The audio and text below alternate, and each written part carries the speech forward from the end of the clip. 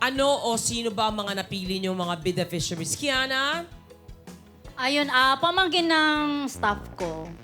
Para sa educational, niya. Para sa? Pag-aaral. Pag-aaral, oo. Hindi ba kompleto yung educate? Pag-aaral Muntik na na lang. eh. Oo. Pantulong. Para sa kanilang edukasyon. Edukasyon. Pantulong. Patulong. Mukhang may oo. kalaban talaga si Ethel ngayon. Tama. Tama. Romney? Si Tito De La Paz.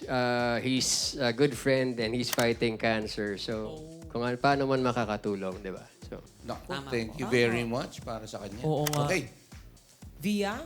Ako naman po ay ang Kalayaan Community Ministries. Isa pong church sa Tondo. Ayan po sila. Kasama po natin. Kasama sila. natin sila. Ayan o.